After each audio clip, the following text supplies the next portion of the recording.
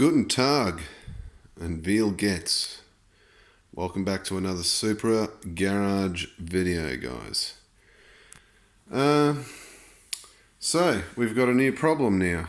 And it's the final problem in my driveline that I sort of expected to happen one day, but not quite as early as it did. My diff center failed in this A01 B, which I have. So this car was originally an SZ Supra with the optional diff. So it has a Torsen mechanical LSD from factory. And what has happened was, well, I'll tell you the story. So I picked up my daughter from school last Friday, and it was all good driving out there. That was all fine.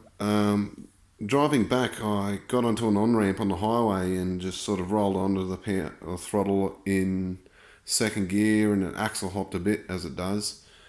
No big deal. Kept driving along the highway for another 20 minutes. And I got to a sharp bend coming off the highway, and the whole car started jerking and carrying on as I was turning from the rear, banging, making noise. And I was like, oh, that's a bit weird. Heard a thud originally just before I got off the highway, but didn't think of anything of it. Sounded like I ran over something. Anyway, car drives fine in a straight line. So pulled off the highway, went around, did a turn, and it just was absolutely carrying on in the back end. So had a look under the car, didn't notice any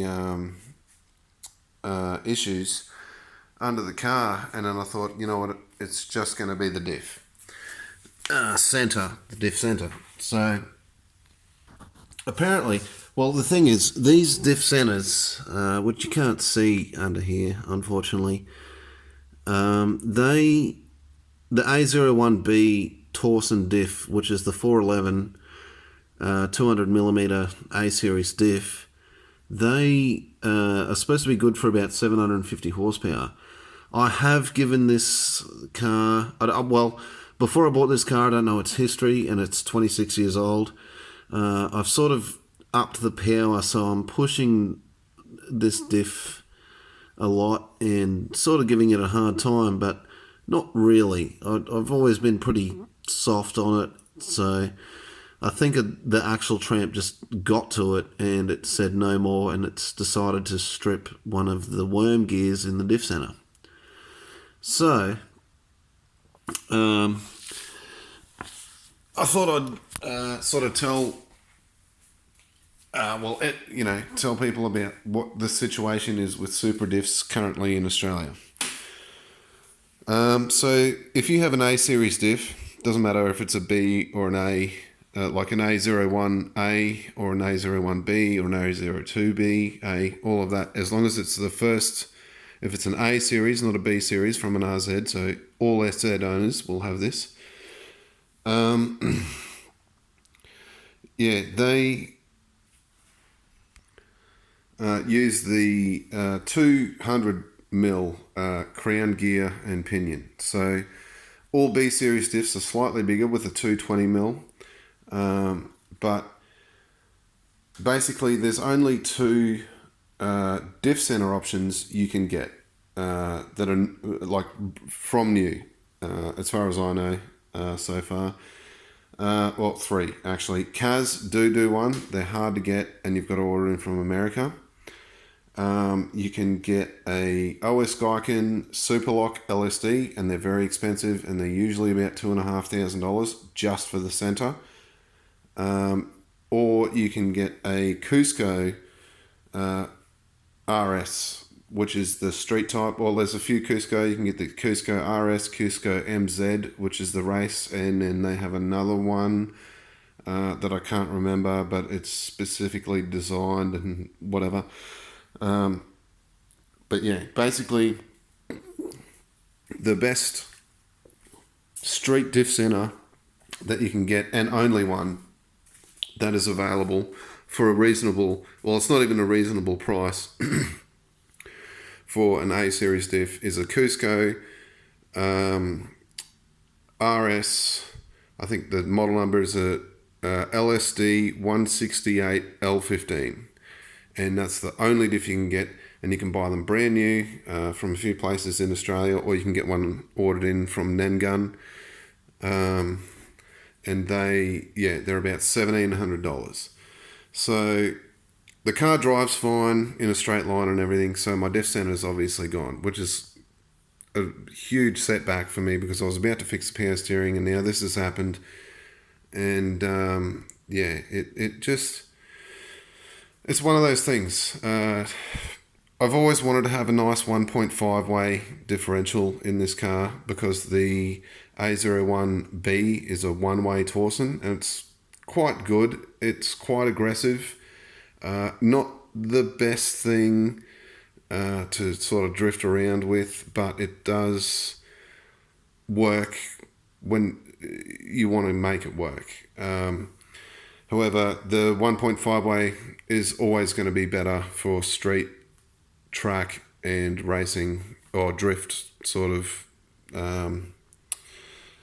circumstances. So yeah, I've had to order one of those in.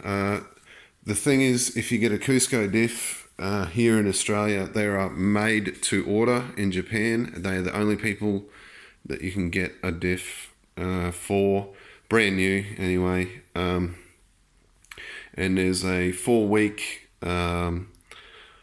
waiting time for that.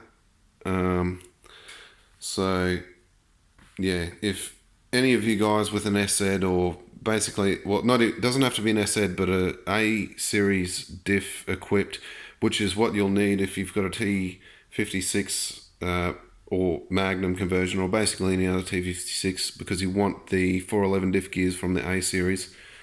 That's the only diff center you can do. I'm pretty sure they are rated for over 1,000 horsepower, so the diff center is good, and they're also for that, but they're also an adjustable diff center, so you can adjust the load and preload. But I'm thinking when I get it, I'm just going to keep it max each way because of how I drive. So I'm going to that'll be arriving in about 4 weeks. Then I'm going to need to go to a diff shop, and I'm going to get them to fit that out, and hopefully my crown gear and pinion aren't damaged from any metal in there.